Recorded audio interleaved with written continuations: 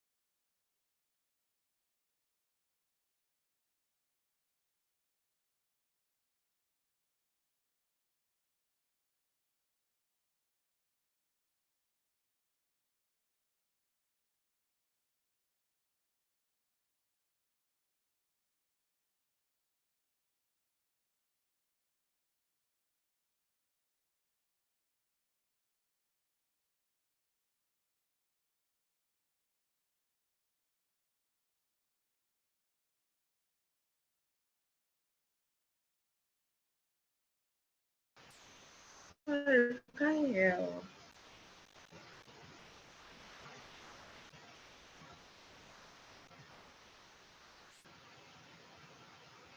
I can't hear.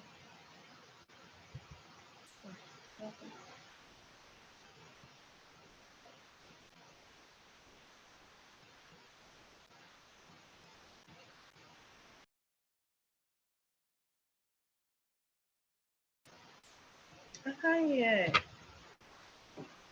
I can't hear anything. What's wrong in the audio?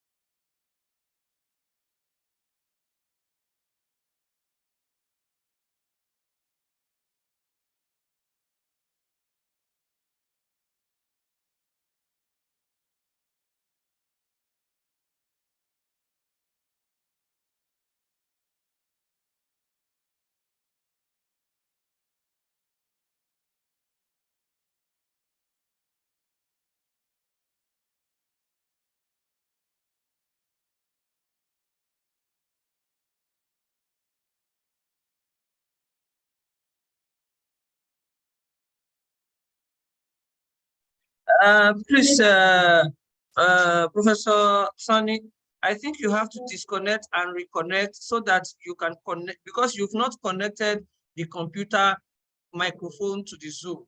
So I think you should disconnect and reconnect so that, it's good now. You can unmute now, it's fine now. You need to unmute, yeah.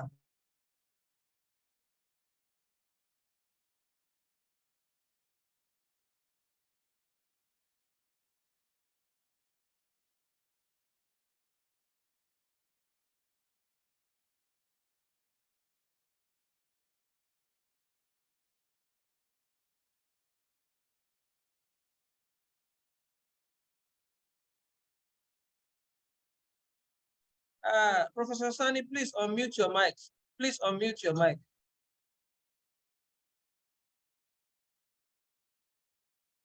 Hello, sir, please unmute your mic. Oh, no.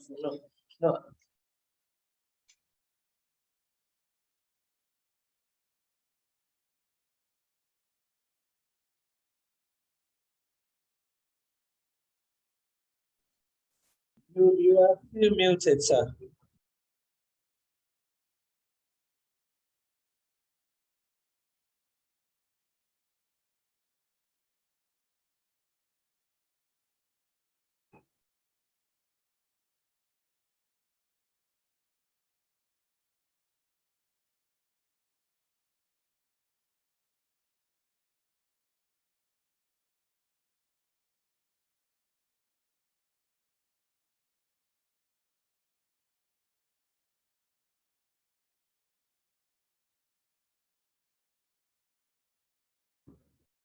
If you are using a Bluetooth earpiece, maybe you should disconnect the Bluetooth earpiece and use just the microphone of the computer direct, sir.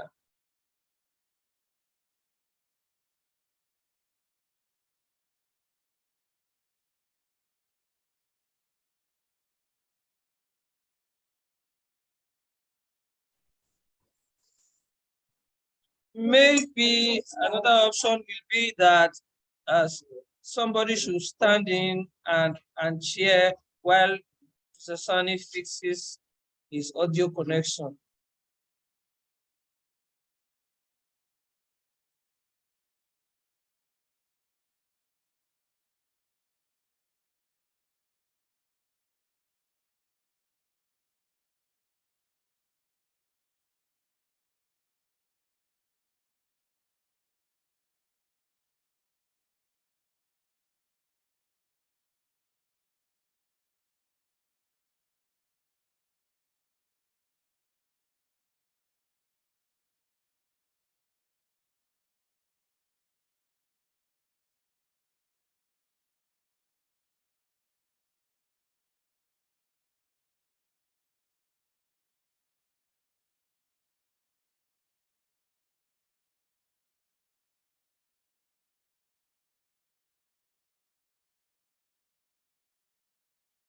Good day, everyone. Please, Professor Sonny, your mic isn't connected. So can someone please temporarily stand in for him until that is resolved?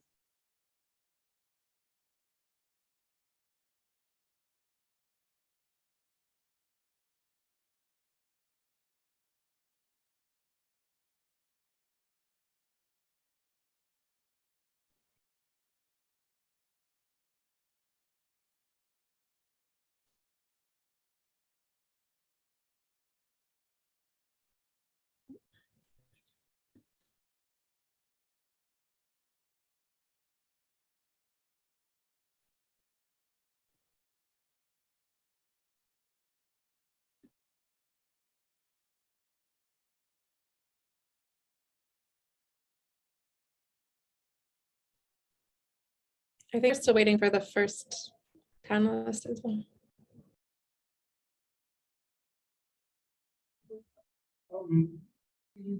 Why?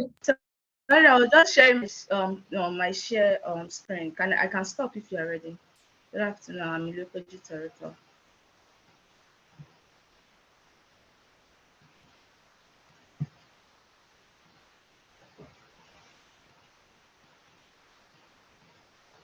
I stopped.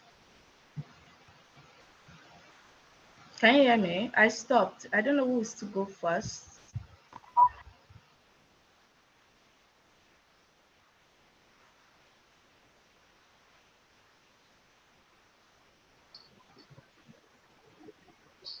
Hello. Good afternoon. Hi. Good afternoon, sir. Good afternoon, Doctor. You're welcome.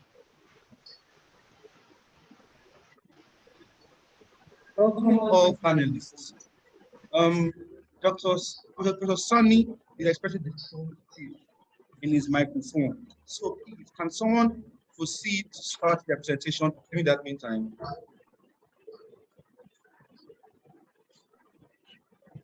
Since Oyinade Adekunle is not here yet, should we start with Jamiu Audu? Okay. All right.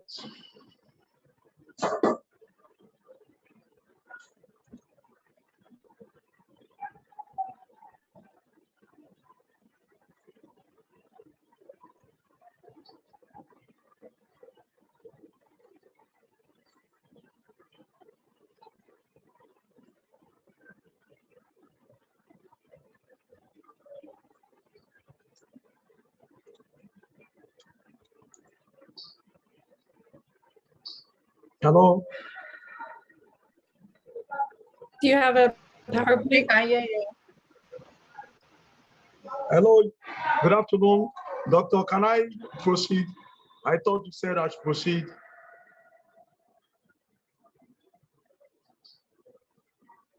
Yes, I think you should start because we're missing the very first panelist, so you can start.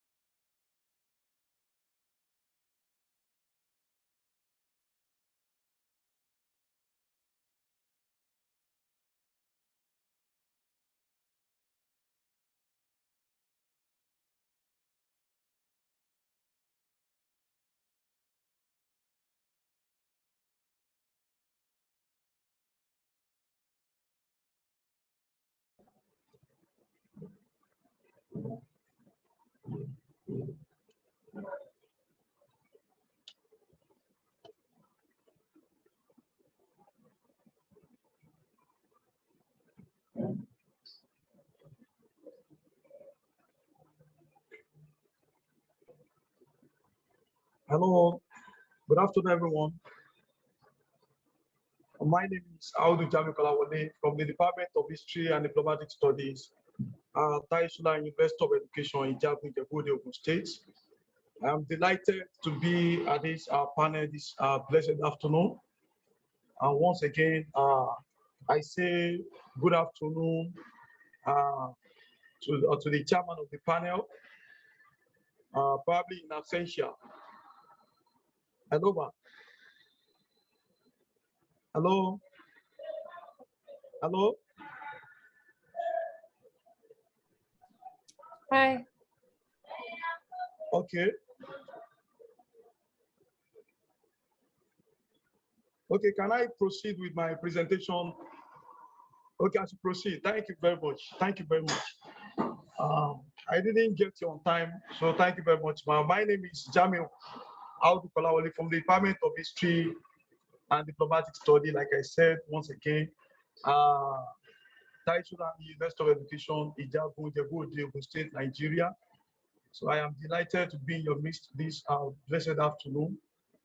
I am here to present a paper titled Evolution and Development of Primary Schools Education in the Ikorodu Division of Lagos State, and the paper being co-authored with Dr. Boge Faru Idowu from the Department of History and International Studies, Lagos State University, Lasu Ojo Campus, Lagos, Nigeria.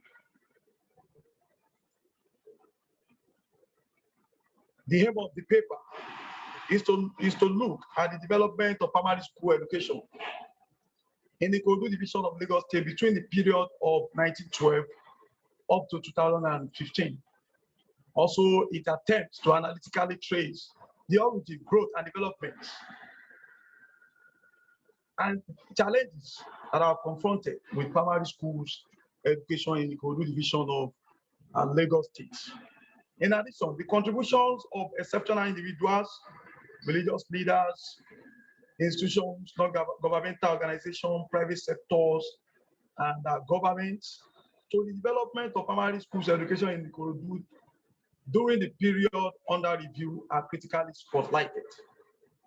Furthermore, the study endeavored to make necessary suggestions on the way out by which those challenges that are confronted by primary school education in the Ikorodu Division can be surmounted based on the existing realities and global practices.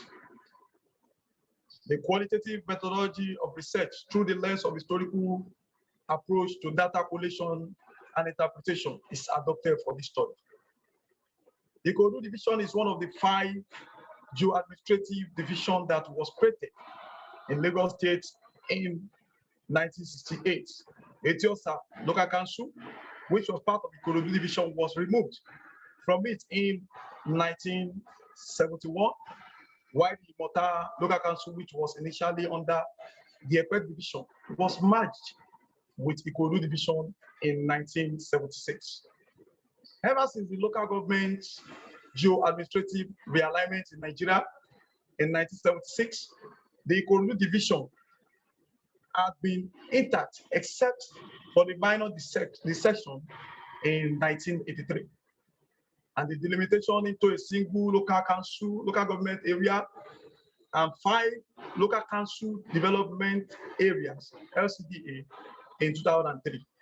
Apart from the contributions of the Ikorodu Division to the development of Lagos State with respect to availability of lands for agricultural and industrial activities, including arboring the power plants. It's contributed, or its contributions toward the educational development of the state cannot be underestimated. Conceptual overview. In the discourse of this paper, the word or the concept of evolution is being looked into.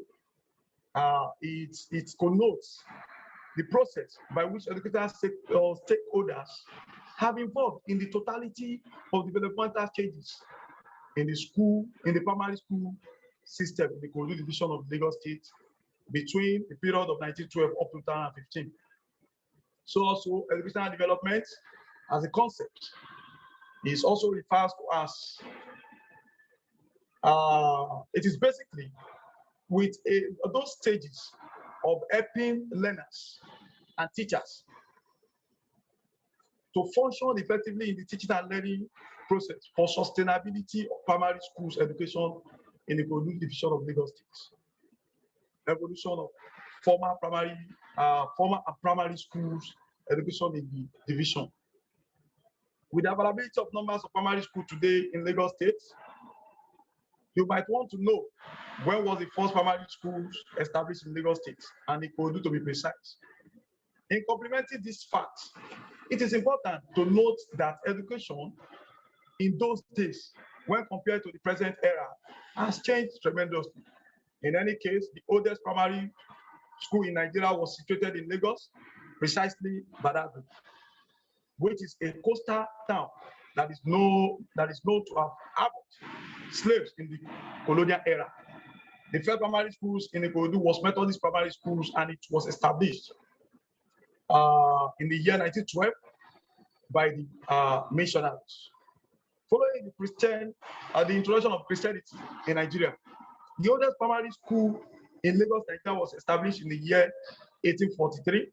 The school was set up by the foreign missionaries in the town of Badagry in the present-day Lagos State. After the establishment of the first primary school in Lagos, this gave space for other primary schools to be set up in the state. This marked the evolution of primary schools in Lagos State. Development of primary schools, education in the Ikorodu division of Lagos State. The developments are enormous, but because of time, I will have to limit myself to the major development that primary school educational sector have witnessed from time immemorial till the year 2015. So first and foremost, in the area of our curriculum, there has been a lot of changes, a lot of development, and also in the aspect of teaching aids. In present time, you see teachers can easily lay their hand onto the instructional materials through internet gadgets from time to time. And also in the other aspect of our development that the primary school sector in Ikorodu have witnessed is in the area of our infrastructure compared to old or ancient structures. So in present time, you see that most of the primary schools that we have in Ikorodu and its environment, they are modern structures. The government has been able to put in place to some extent a conducive classroom that can aid the teaching and learning process of the pupils at primary schools level in the Ikorodu division of Lagos State. Another aspect that primary school sector have witnessed a tremendous development, it is that aspect of teachers personnel. Day in, day out, Lagos State governments have decided to be recruiting teachers into our primary school sectors. And another aspect of development is that in those days, we normally have teachers with lower qualifications. But I could remember a few weeks ago, Lagos State government, they called some of our teachers in Ikorodu and other part of Lagos State for screening exercise or others. And it was discovered that a lot of our teachers they have upgraded themselves to the level of primary school teacher being a PhD holder compared to in those days. And this is truly a development. Furthermore, in the aspect of our old textbooks, those old textbooks are not invoked any longer because the state government, most especially like Ikorodu, that is one of the division of Lagos State, primary schools in Ikorodu, the teacher and the learners, they are only using learning tablets that were produced and are given to them by the Lagos State government. And the learners tablets or gadgets, all the curriculum, all the teaching activities have been embedded and instructed and programmed in that learning tablet. Furthermore, in the aspect of teaching and learning methods in our primary school sector in Ikorodu today, it is based because of the learning tablet. It is basically learner center. All the activities from the beginning to the end, you must involve the learners or the pupils. And aside from that, because of the technological advancements, we notice that the pupils have been exposed to a lot of opportunities And even after the teaching and learning process in the classroom, the learners, the pupils, they can easily get home through the aid of the phone of their parents and continue the teaching and learning on their own without not being supervised or monitored by any classroom teacher. So that makes teaching and learning process to have gone beyond forward classroom. It is equally important to make mention of a new program that has been injected into the primary school setting in the Ikorodu division of Lagos State, and I think in all other parts of Lagos State, which is school feeding program or school feeding system that is being introduced by the government in order to foster what do they call it? The level of academic performance of the learners in our public schools. And aside from that, we also have the major role of private sectors, individuals, governments, organizations in the development of primary school education in Ikorodu division of Lagos State. And these efforts made by individuals, governments, and all other key players in the development of primary school education cannot be overruled. And for instance, we had initially during the first decade of the 20th century, there was the establishment of formal primary schools in the Ikorodu and its environment by the missionaries group such as Ansarudeen, Methodists, and Anglican missionaries who received a maximum support from the community heads, like in the Ijomu community of Ikorodu, Isele community. This set of community heads, they have contributed their own quota on one way or the other by providing a land. In the case of Jaisimi, who also had a building constructed as a formal school in his compound, where children of the nearby communities attended. Then that gave a key support to the missionary activities to take over the possession of the running of primary schools education in Ikorodu. Later, it was the turn of the government. The role the government too has played cannot be underestimated. The government also took over from the missionaries like Ansarudeen and others, and the Methodist primary schools. That was one of the first primary schools in the Ikorodu. So it was taken over by the government of the state, and since then, the government of the state has kept on working and contributing their own quota on one way or the other for the sustainability of primary schools, of development of primary schools education in Ikorodu and its environment. All these efforts made by the community heads, individuals, missionaries, private sectors, and government truly assisted in laying the foundation of educational development within the enclave that later became Ikorodu division. So also the challenges that have been confronted that is hindering the progress of primary school education in Ikorodu the division of Lagos State as follows. One, we have funding of schools that were not, the funding of schools were not in proper orders.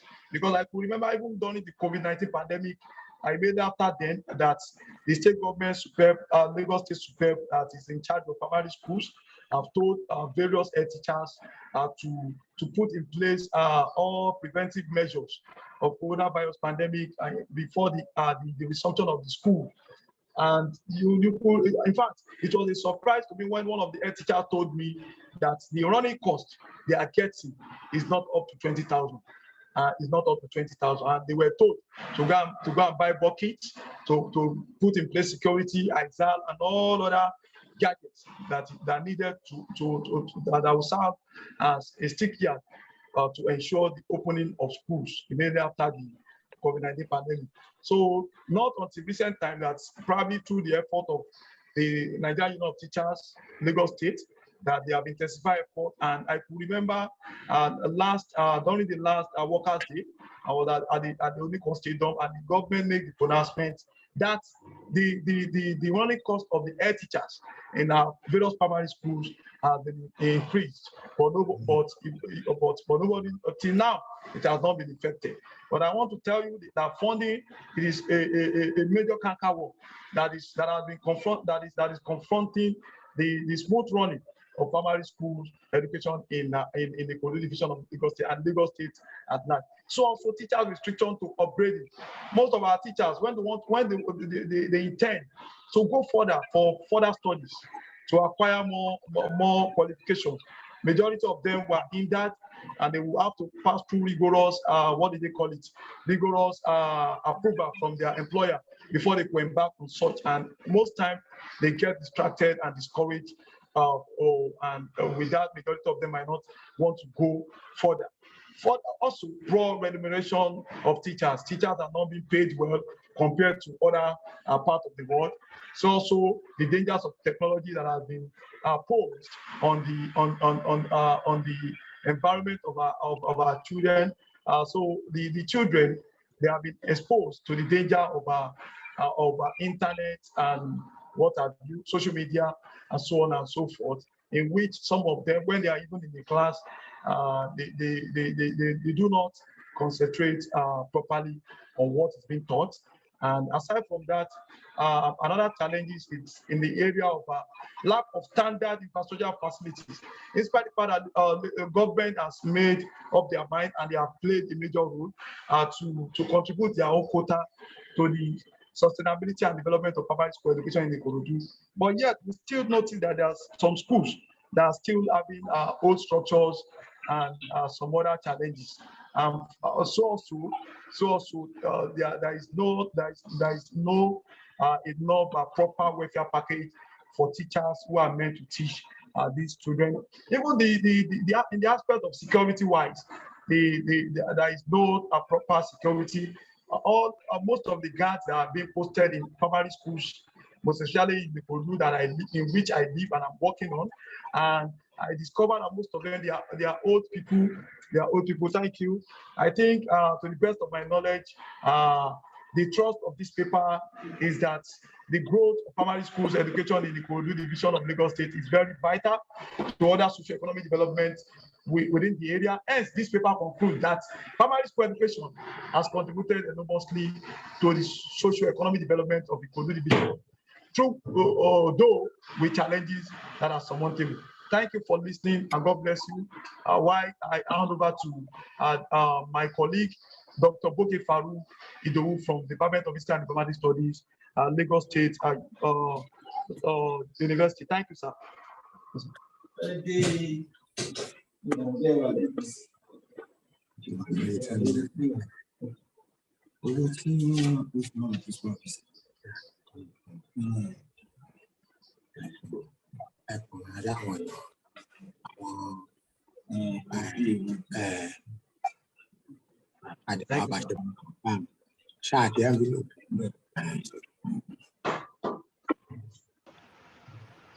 Sir, we can hear you now.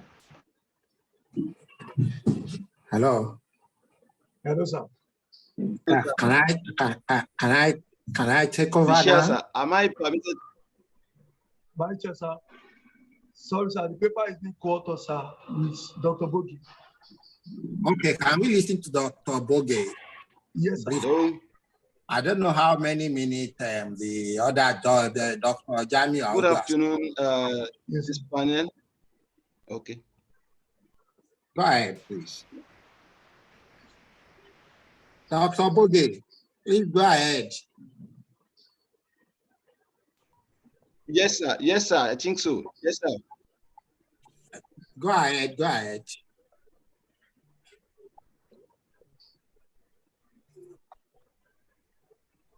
Hello. Okay. Okay. I don't know how many minutes have been allocated to each of the speakers. And I cannot also specifically say you started at so time. Yes, sir. So, but you can go ahead. Okay. Thank you so much, sir. I think my other colleague have said a lot of things about the paper. Sir. Yes, sir. That's what I'm trying to do. Good afternoon, every member of this panel. the chairman of the panel and other members on. Yes, I'm talking. Hello. Hi, Go I ahead. can hear you. Can you hear me? Yes, Go ahead.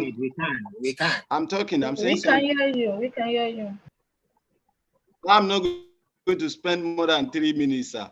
He has said a lot of things about the paper.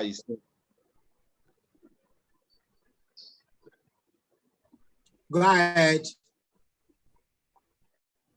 My colleague. Okay. Hello. Good afternoon, members of this panel, the chairman of the panel, and other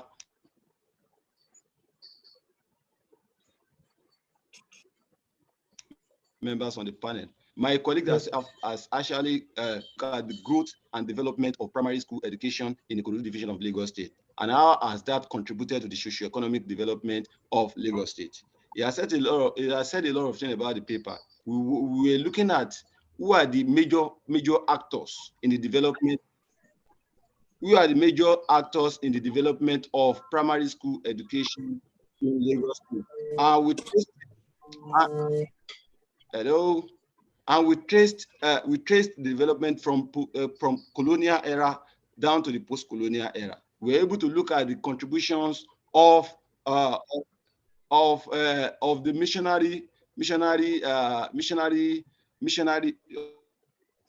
of the missionaries to the development of primary school education in Ikorodu. In fact, prior to the intervention made by the missionaries in Ikorodu, we have some individual effort, some community effort, like the one he was mentioning in the Jaisimi compound, whereby we have a man who was able to establish some children within his community and gather them together and start training them in a primary school. So apart from the community efforts, we also have the missionaries, different missionaries from Christian and from the Muslim faiths, establishing different primary schools in Ikorodu. But at the point in time, the establishment of primary school in Ikorodu during the colonial period became a problem because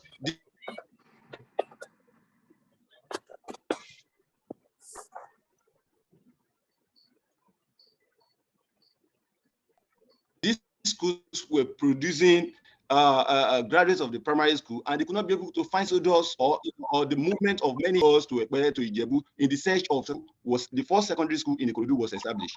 It was as a result of community efforts and then later being taken over by the government. So we have the effort of the missionary, we have the effort of community-based organizations who are indigenous of Ikorodu. We have the establishment of the Ikorodu Improvement Society. We have the establishment of the Ikorodu 12. These are a group of people who came together during the colonial era to contribute their own quota to their community by sponsoring the establishment of various primary schools within Ikorodu. Also, we have during the post-colonial era, the establishment of various primary schools now came into the hands of the government. We have series of primary schools that were established by the government, and this also contributed to the development of primary school education. Then after that, we also have the emergence of private sector into the primary. We have the first primary school, private primary school that was established in Ikorodu in 1978 by St. Margaret. We have St. Margaret, we have Antikeni, we have All Saints. These are primary school, and after them we have emergence of various primary schools education. In fact, we have what we call the Jelusimi.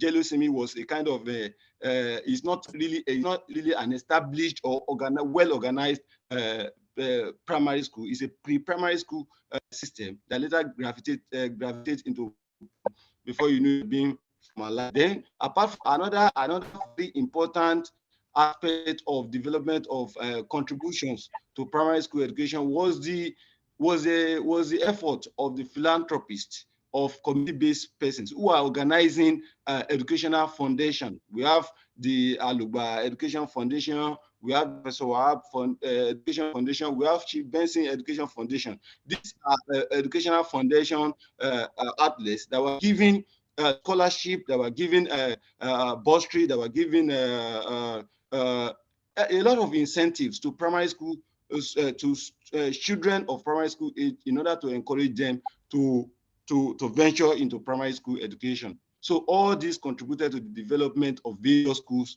in Ikorodu. But there are challenges, as he has enumerated. There are challenges. One of the challenges is that in the present day now, we have primary school students constricted into citizen. We have a lot of that is another issue.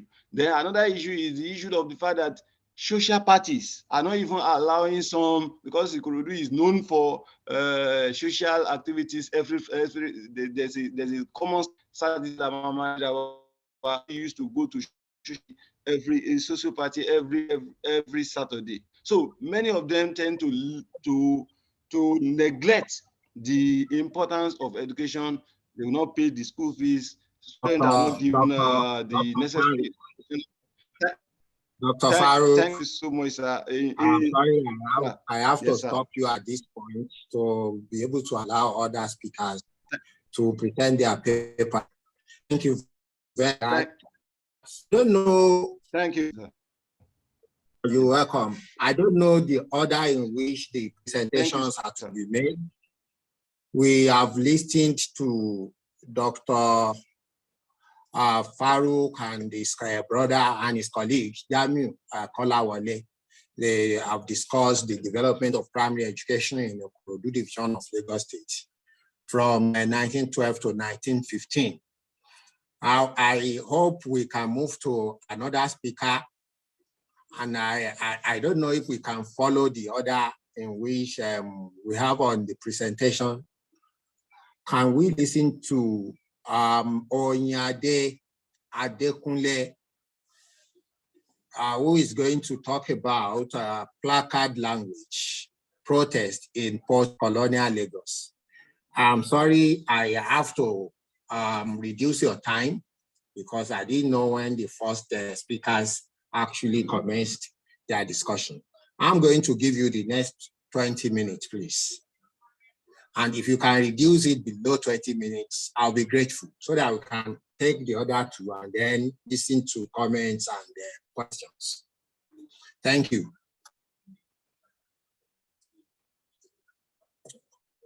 Hello, are you with us?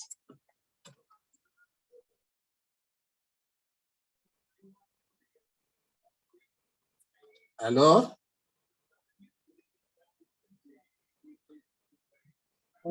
Sorry, I think she's not with us. Can someone else go ahead?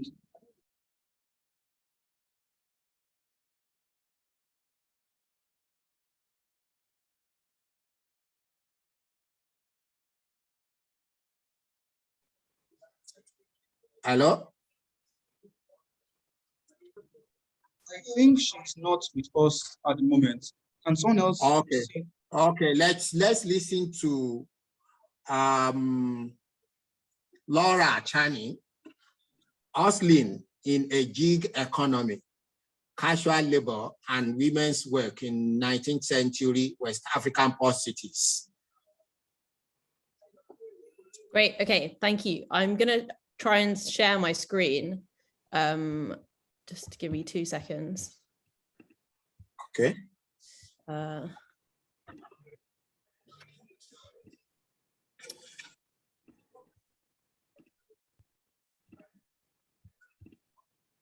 Okay, hopefully you can see that.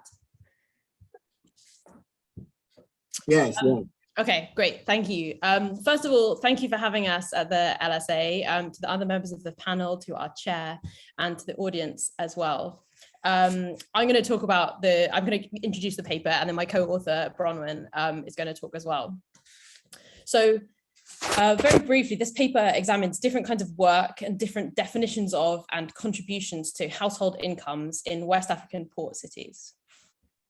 Historians, among others, have long been interested in questions of labor, work, and wages in Africa, including as part of efforts to understand wealth and poverty and inequality in the past. Most recently, the emergence of this welfare ratio methodology, especially in the economic history literature, has provided a new way to quantify these assessments and to compare across time and space the kinds of living standards that different wages could support. So for Africa, a paper by Evert Frankhemer and Marlis van Wijzenberg has really adapted this methodology for African cities, and showed that by the late 19th century, wages in cities like those on the coast in West Africa were high and rising.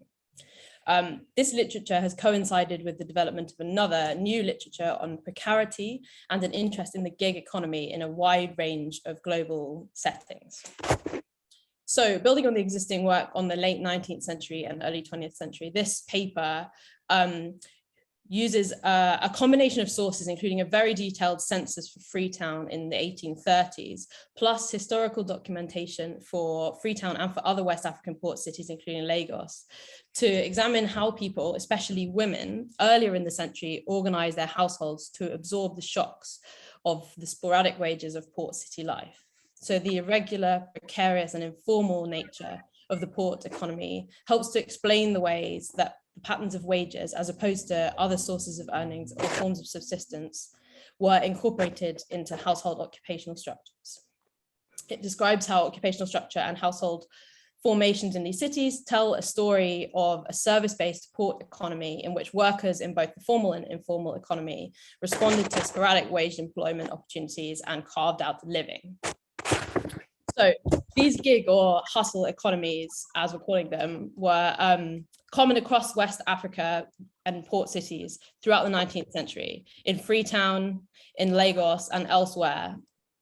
But why did these economies look like this? And the answer to this comes from basically because formal wages like these listed in the colonial blue books, and these are the kind of main sources used in the welfare ratio calculations, were not high enough to support a family. So there was no individual male breadwinner per household, as the economics literature often assumes. And instead, everyone, including women and children, were doing lots of different kinds of gig work.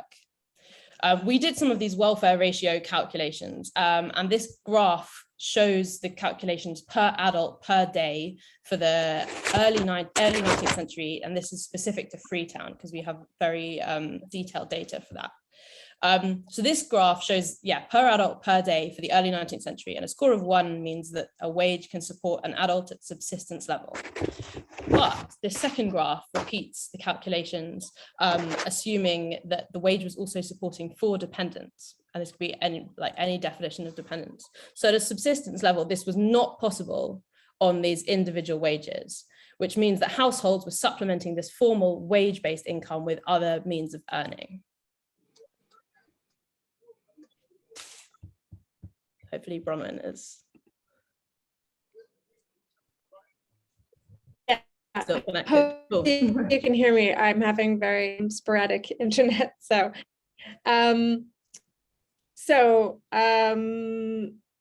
what we have on this page is a list of the monies paid in lieu of rations to the liberated Africans who are being settled and supported by the government for the first 6 months that they arrived.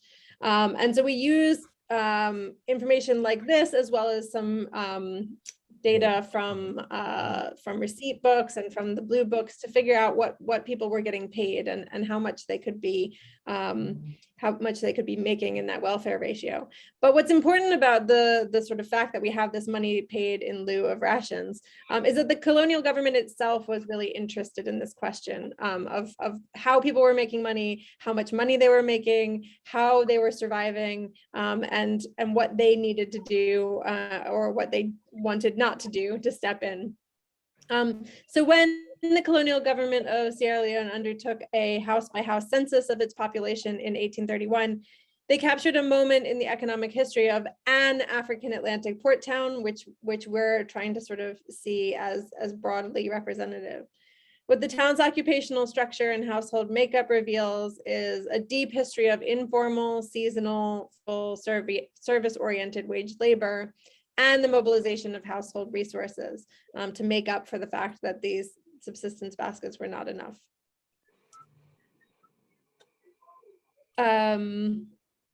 The colonial government was concerned about things like quote unquote idleness, but they were also proud of Freetown's entrepreneurial spirit, and when they weren't confronting the town's mercantile and professional class over colonial policy, they were praising the success of their policy of quote civilization, commerce, and Christianity in spreading what they believed to be British values in Africa. And then when the Saros moved to Abeokuta and Lagos, the British noticed the same thing and commented on it regularly. So use the 1931 census to try to figure out what people are actually doing, how they're actually working, how they're actually creating households, to sort of about how they're responding to these wage rates. So in the household census, here you can see an example. For one district of Freetown, there is very detailed information about the street, the house number, who lives in the house, what their job is, and what their ethnic background is as well, and whether they are a man, woman, or boy or girl. So from this, we can figure out the sort of various percentages of the distribution of occupations in Freetown. The overwhelming occupation is in domestic labor, followed by retail, and then retail and trades, which are sort of related to each other in that they both end up sort of seeing higher wages and some other things. And then labor, port labor, administrative, farms, and criminals. That's the rest.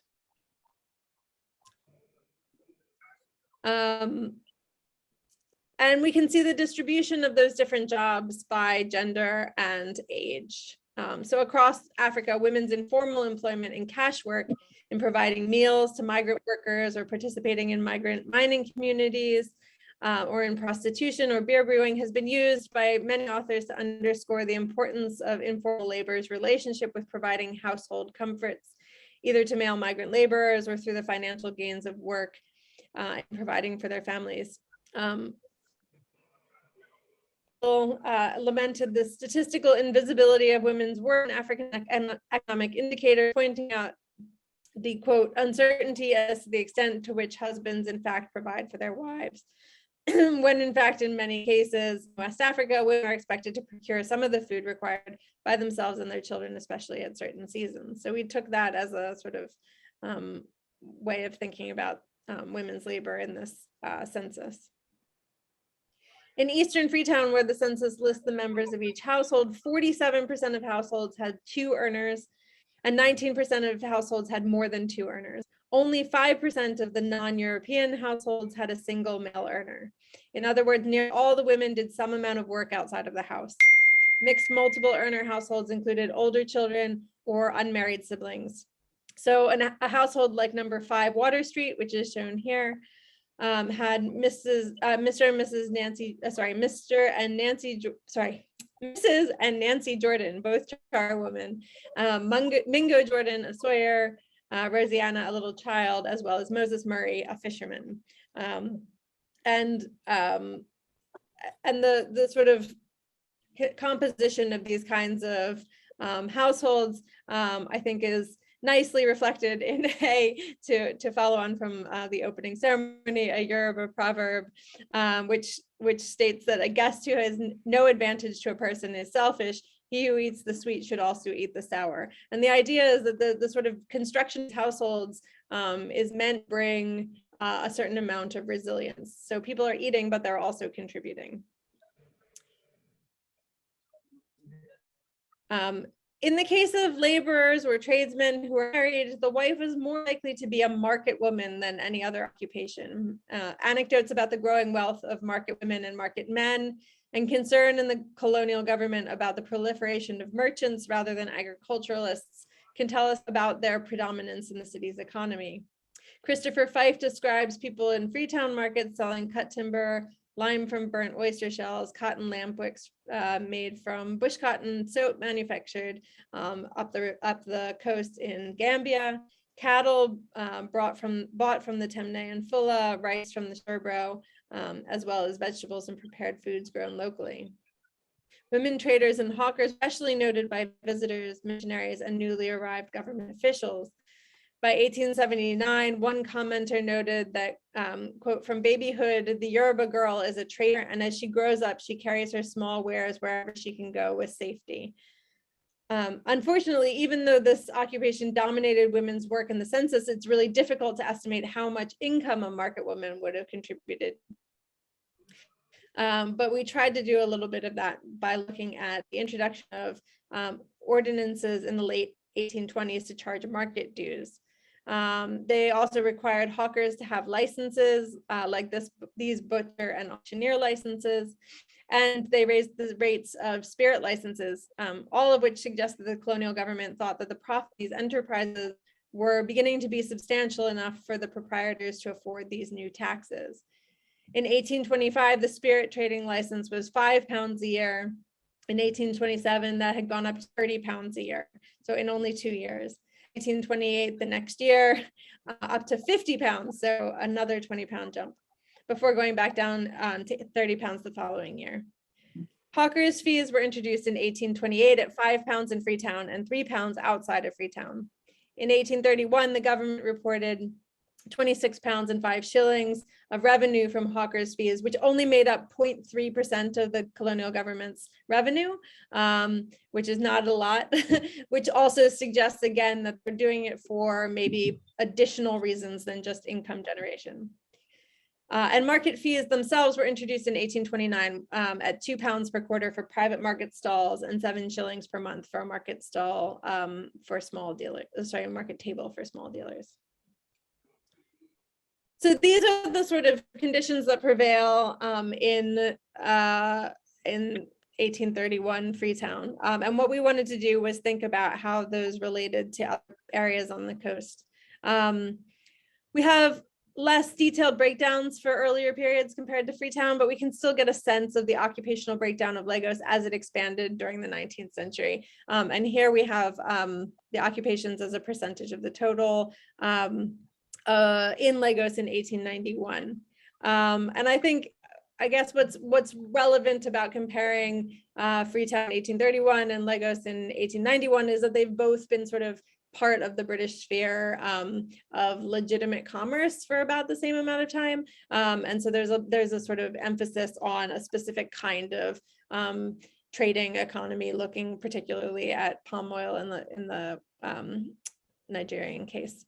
But you can still see that traders make up a huge amount of the population, with other sort of jobs like laundry, seamstresses, fishermen, blacksmiths, tailors, and canoemen also contributing.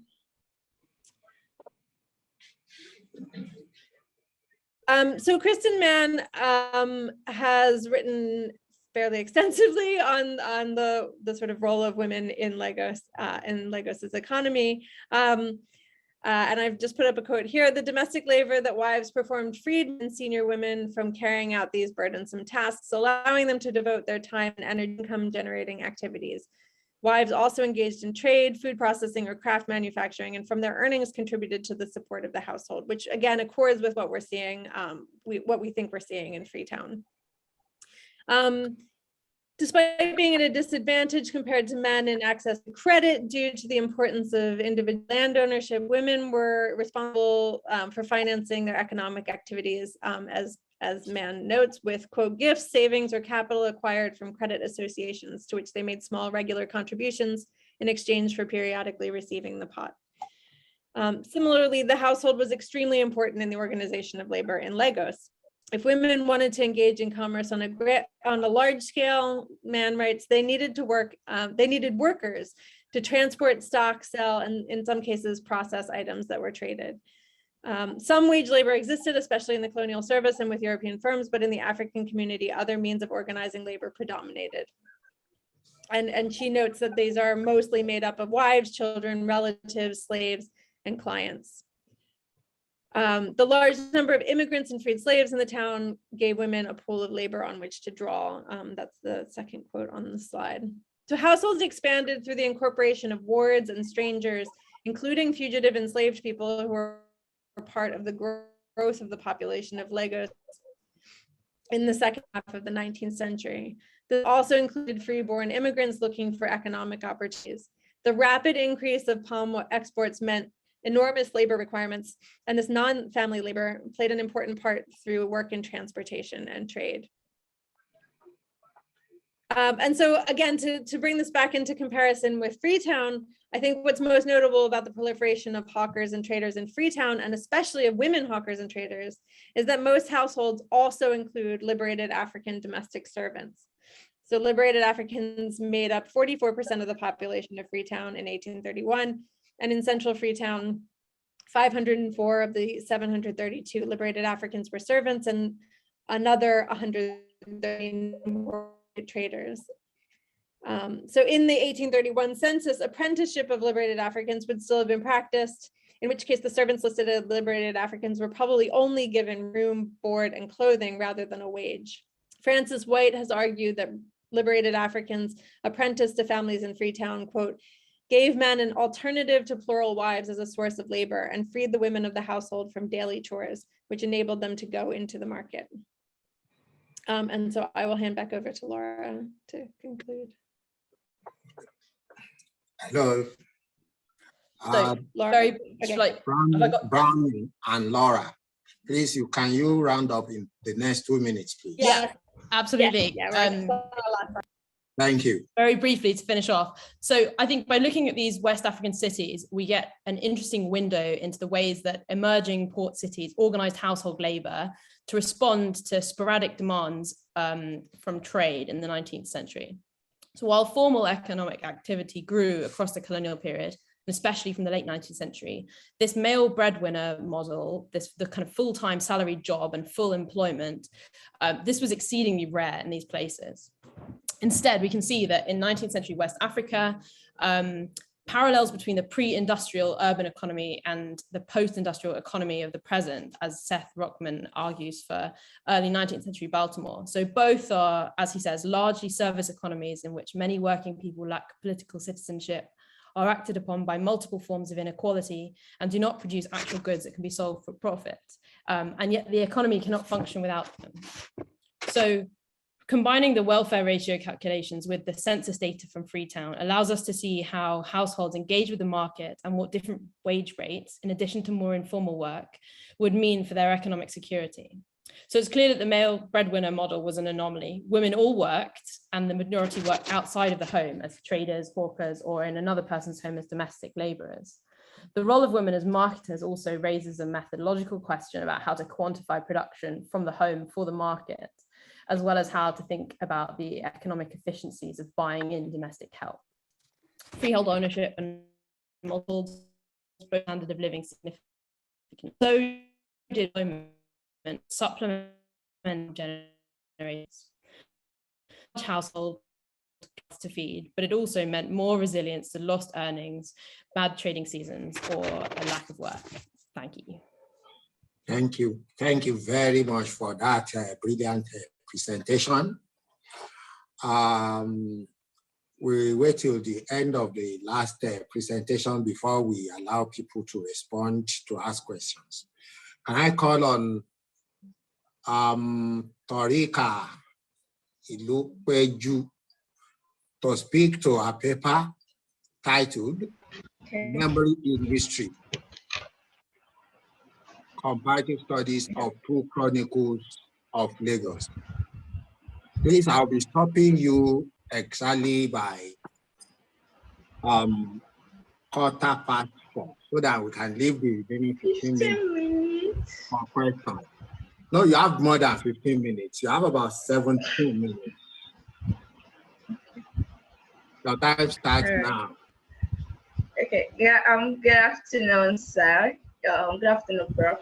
I am Ilupeju Torika Adepeju. Can you hear me for the clarification? Yes, we can. Okay.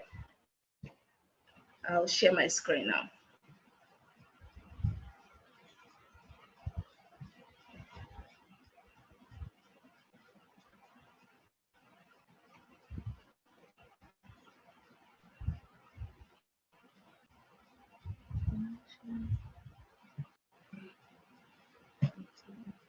Okay.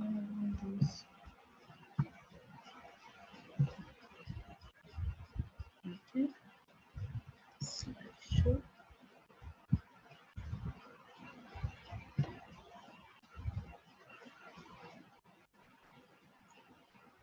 Can you see my screen? Yes, we can. Okay. I'm presenting Memory in History, comparative study of two Lagos chronicles. Introduction. The study examines memory in indigenous production of history in Lagos, where it looks at two works of two indigenous Lagos individuals. We have Taku Falame, who wrote A History of Lagos, Nigeria, the Shaping of an African City, and Azan Adisa Babatunde Fasiro, who wrote Political and Cultural Perspective of Lagos History. Memory in history is used to investigate the concept of commemoration. What do we mean by commemoration? We're looking at the way these chroniclers have presented the historical heroes and historical villains, the the memory sites, those are the historical sites, and why the events they choose to document, why did they choose to document it. The element of transformation is basically explaining the scope. Majority of the discussion will be on pre-colonial to colonial, showing how culture transformed from the traditional system to the colonial system, where we had the British colonize Lagos.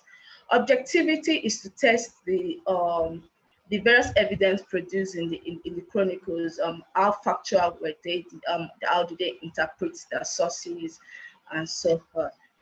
So the statement it is a historiographical interpretation of the effect of memory on documentary evidence.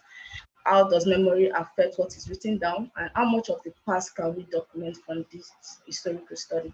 The problem is to identify the extent to which the various versions of memory collated by chroniclers affected the identity of the people of Lagos. The aims and objective, the study aims at reinterpreting, criticizing, and filling the gaps in the chronicles of Lagos. It also examines the complex local uses of oral data contained in memory study, as well as the relationship between culture and society. It interrogates the changes that occurred over time in the documentation of the pre-colonial and colonial history of Lagos. Significance of study. It is a very important contribution to the history of Lagos. It expatiates on the silent histories of topics that the chroniclers chose not to discuss, that and what they choose to discuss. It complements the earlier works on Lagos chronicles. The scope, as earlier said, the Lagos here is the traditional Lagos called Eko, which comprises of Lagos Island and the territories occupied by the Idaho chiefs.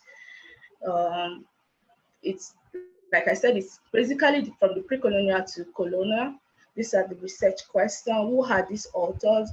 Well, how are they instituted socially, culturally, or politically? What is the impact of memory making, and what purposes are served, either deliberately or inadvertently?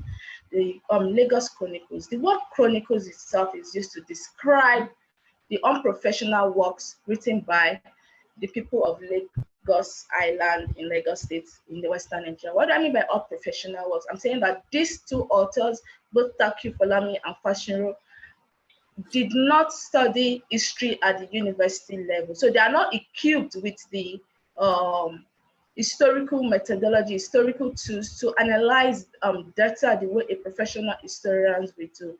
But they use their knowledge of writing and the expertise of collecting data to document those data that they wish not to go into oblivion, what they wish the a future generation will be able to have access to this document. And because of the strong belief that we have moved from an oral society to a literate society, of which the oral form of preserving history has been dying out. Yoruba historiography is to examine works generally written on Yoruba people of West Africa, or Western Nigeria. So the term memory, why memory? Memory in history. Memory in history was, or memories was first used outside the concept of the mind by Maurice Upwash, where he established the collective memory. What do you mean by collective memory? Collective memory is simply the principle of a shared past, showing that memory as a social construct. You cannot remember in isolation. It must be something that must have happened to a community or happened to you within a landscape. So these chronicles are actually telling us about the Lagos people, how the Lagos people wish to be examined, because these two chroniclers are Lagosians. Historical truth is just is to analyze how factual their documents are. Yeah, it's very difficult to say, okay, what is written about the pre-colonial past is truth or not. But by corroboration using other data, both written and documentary, or even evidence in landscape, you can verify that whether this thing actually happened or not. And again, agreeing with Vancina that it's very difficult to say some stories are true, because there's in some community there's a general acceptance of, oh, whatever the elders say is true is true. So the literature that I've worked on Yoruba historiography generally, we have Robin Law, early Yoruba historiography, we have Dortmund, recapturing the past, Karen Baba, I.B. Akinyele, early Yoruba print culture, Toyin Falola, Yoruba goods, indigenous production of knowledge in Africa. Law, for example, had spoken about the pioneering chroniclers as the people that first of all make an attempt to write the history of Yoruba people. Musically, most of them title them Iton. That is Yoruba word for history. And for Lagos, for example, Law had spoken on Lossy and Otumba Pen. Otumba Pen was the first to make an attempt when he created an almanac of events. Like, okay, and we also have Toyin Falola too had written on Yoruba gurus, where he examined all these works, but he did not study Taku Falami, neither did he study HB fashion. Now on the chroniclers, for us to understand what they have written, it's good for us to even know a little bit about them. Who is Taku Falami? Taku Falami is a Lagosian, a journalist. He also has a close ties with the royal family. His intention for writing is patriotic. He wishes to showcase the rich history of Lagos, which he believed other historians have neglected. In pursuing this task, he consulted archives, library, and local council, which is one of the things that make him different from the early chroniclers, because he wrote in 1982, where there were already enough documents on Lagos. So claiming that he was documenting oral data and not looking at other sources before. So he did look at other sources, but because he's not a professional historian, he could not reference his data. So we do not know how much of each of these sources he used, but his work complemented David Lossey's work on Lagos, because he gave us more, his King list is longer because of the time he was writing, so he gave us more information than Lossey did.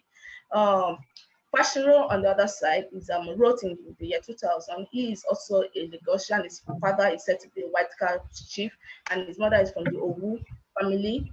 He was a lawyer by profession, and worked at the Lagos Council, which gave him opportunity to gather government records and everything. One of the unique stuff about Fashionable is that he documented a lot of oral data, which include Oriki, Igbe songs. He also had more pictures.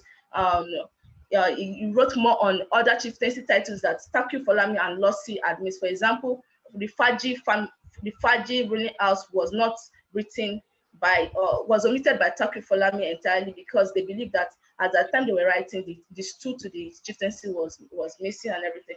The whole essence of this can be captured in what Fashionable called cultural perspective of Lagos. He was very careful not to call it history, so that it will not be put into the rigor of criticism.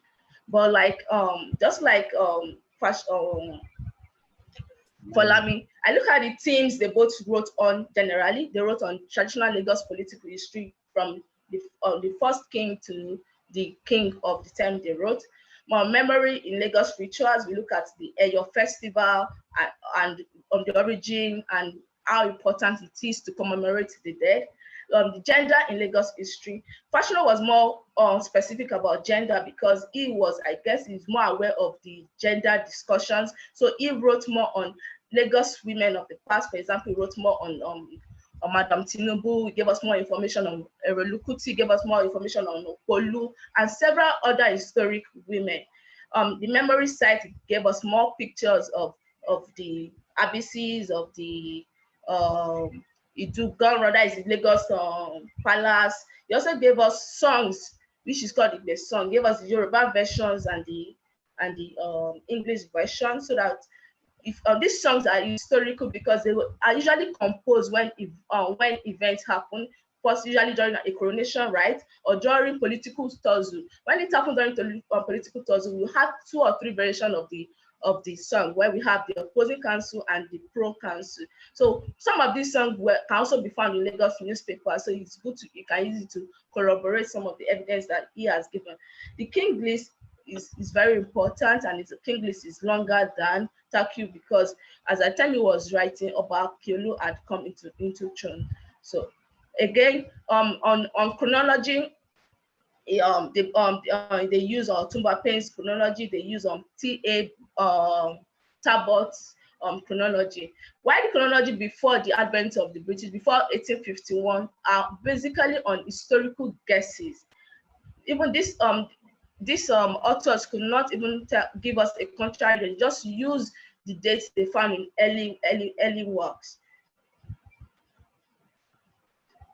So, conclusion. The chronicles discussed above were able to put these oral traditions into writing, although they are not the first to do so, but by the virtue of the fact that they are indigenous of Lagos who wrote in 2 different eras, have helped to validate the authenticity of this tradition. Chronicles have become a new site of memory. The chronicles that include the chronicles include the work of Taku Folami and Fashiro, which is a very good. The 2 books are very good in this study of cultural aspects of Lagos. Thank you. Well, thank you very much, Orika,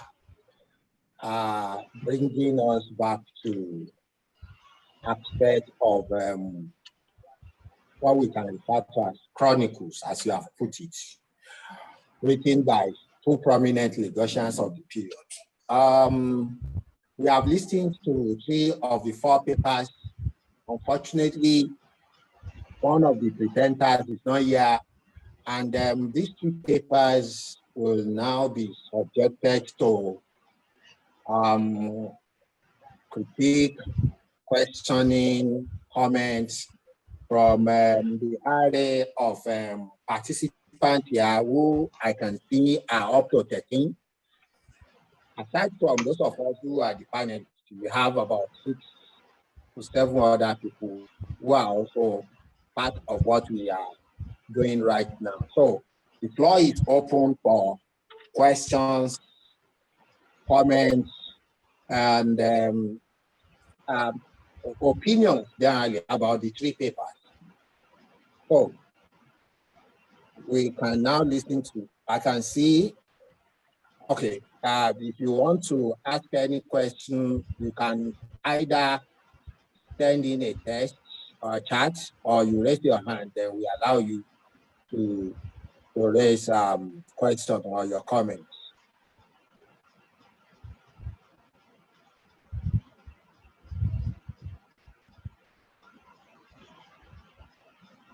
Questions, comments, opinions about the 3 presentations?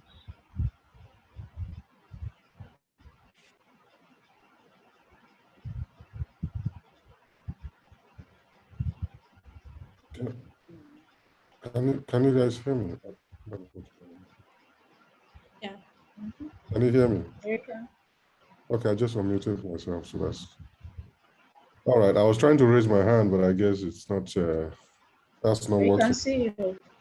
Oh, you can. You can see you. All right. Well, I have a couple of, I guess, comments / questions for the paper on women's labor in Sierra Leone, the census data that was presented. and also for the last paper on the chronicles. So let me start with the chronicle. I joined this session because I wanted to hear more about the chronicles themselves, right? Because I was fascinated by the promise of these two chronicles. But I have to say I was a little disappointed because I wanted to hear what are the claims in the chronicles. I wanted to let's get into those chronicles. Let's get into the claims. Let's get into their perspective on Lagos, histories, and the question of remembrance and memory, and what they decide to put in their chronicles and what they leave out. I'm not a specialist on Lagos history, so I was hoping to get really informed. But I appreciate the historiographical discussion of the chronicles themselves. But I felt like I wanted to hear more about those chronicles and their claims about Lagos history.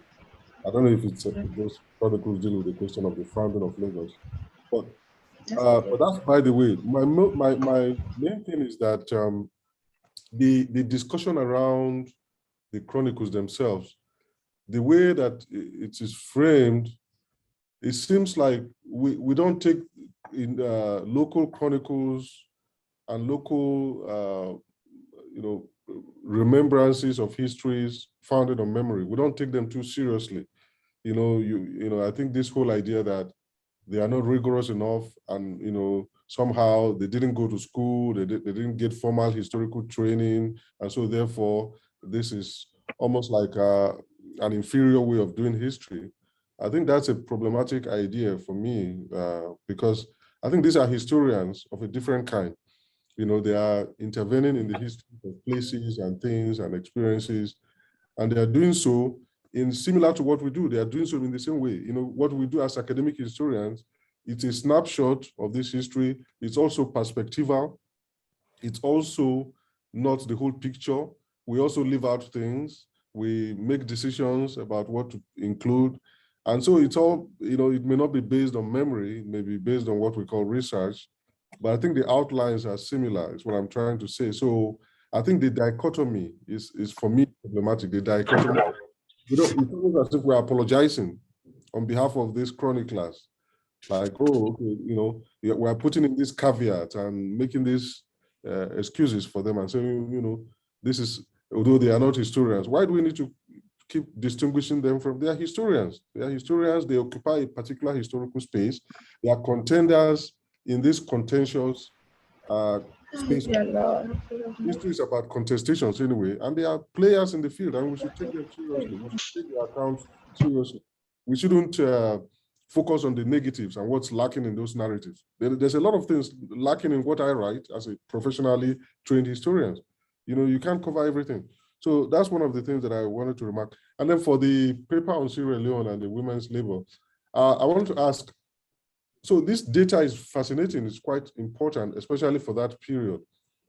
But the premise of this data, do you proceed, when you obviously there's an archive and you discover this wonderful source, do you proceed in your analysis on the premise that this was a good faith colonial effort to find this information, to document this information about women's work in the household, outside the household, and to use this information for planning, economic planning purposes, or other type of neutral democratic purpose? Or do you interrogate the purpose and the motive for the collection of this data as well? That's the question that I have for Bronwen and Laura. Thank you.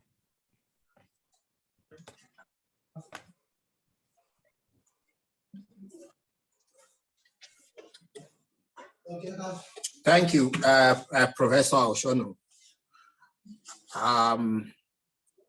Do we have more questions, comments, or perceptions about the various papers so presented? Did you want us to respond, or We collect more. Okay, do we allow you to respond immediately, or we listen to more comments?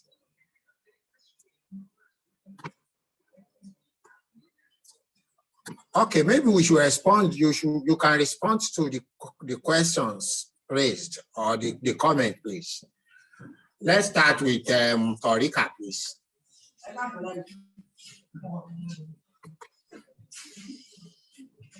I think Hello? she's lost internet. She's not here anymore. Okay, can you go ahead with your own comments, please, or respond? I will start, but I think Laura's gonna have to take over for me because my internet is not good either. But so the census is not, the census is just a general census of the entirety of the Freetown colony and the liberated African villages.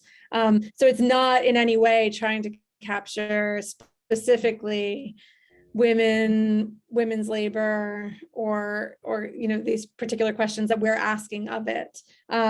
So I mean, in terms of whether it's a good colonial effort, it is conducted all at the same time by a variety of data collectors who put in various levels of effort into making sure that the data is commensurate.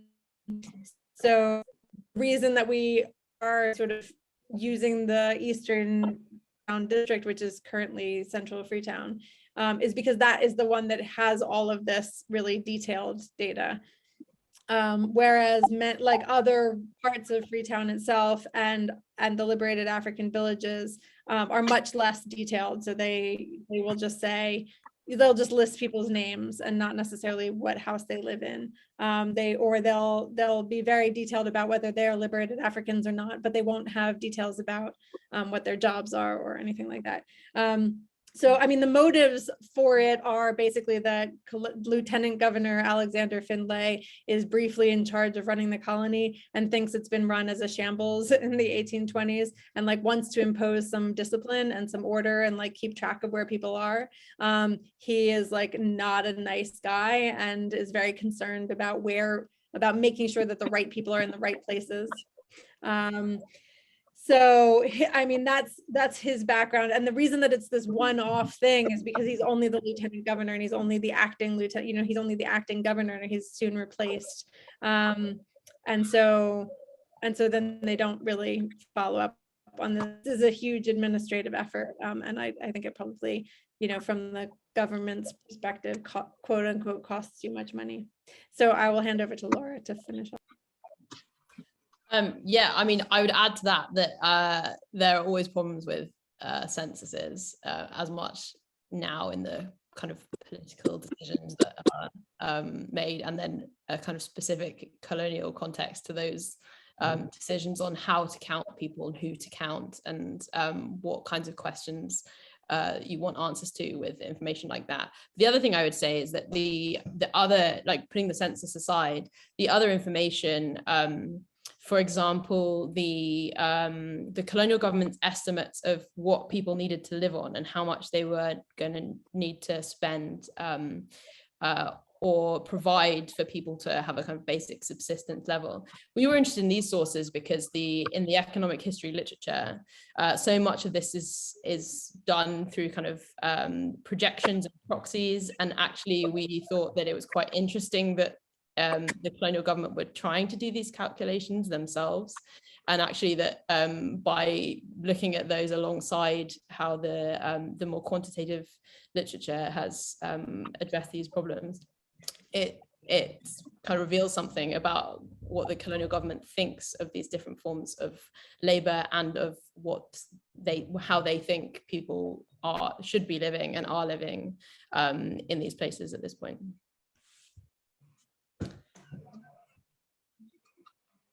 Thank you very much for that.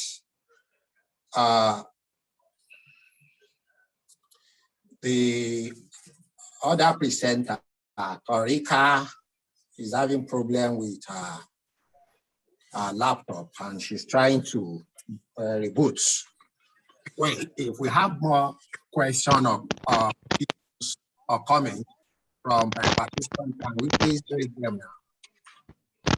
So we can look at the next 2-3 minutes before we can round up.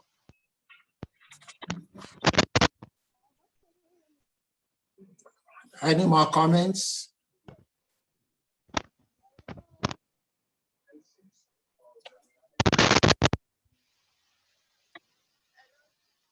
In the absence of none, can we? Torika has come back. Torika has come back. Okay, very good. So let's listen to her. Torika, can you respond to the question from Professor Oshonu?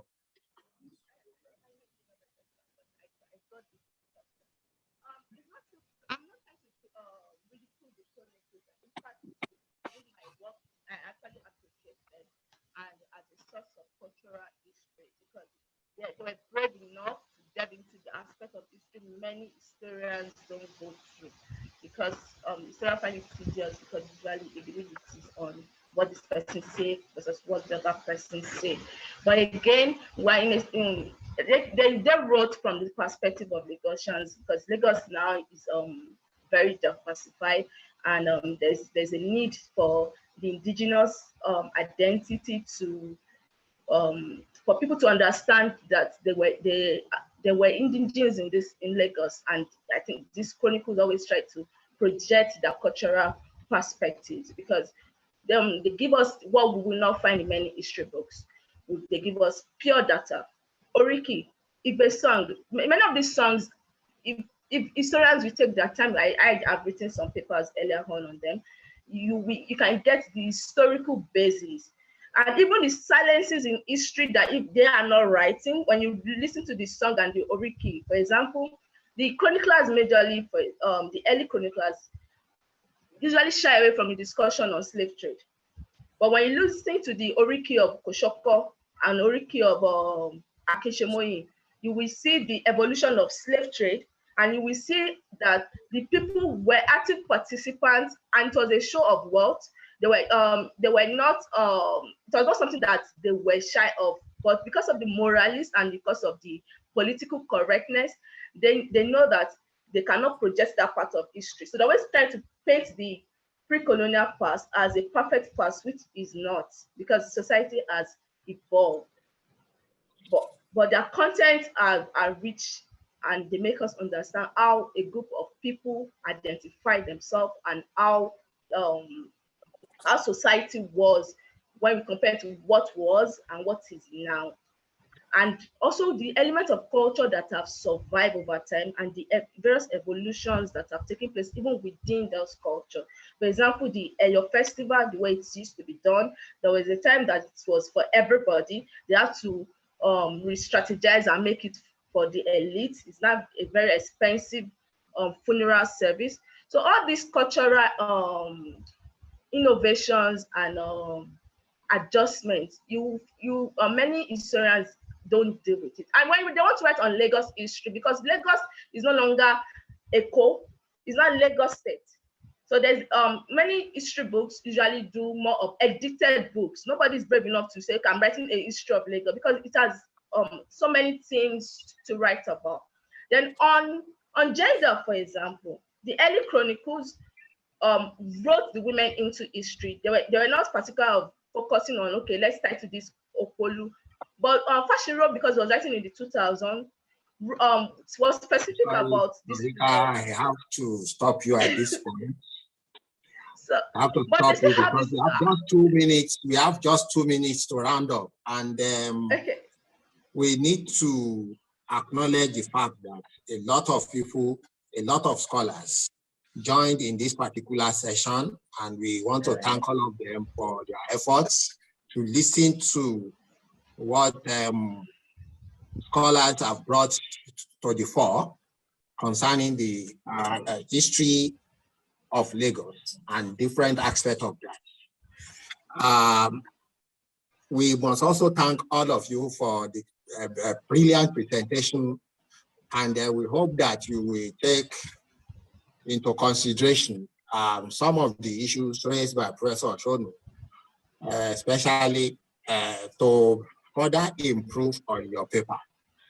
At this point, I want to say thank you so much for your various presentations.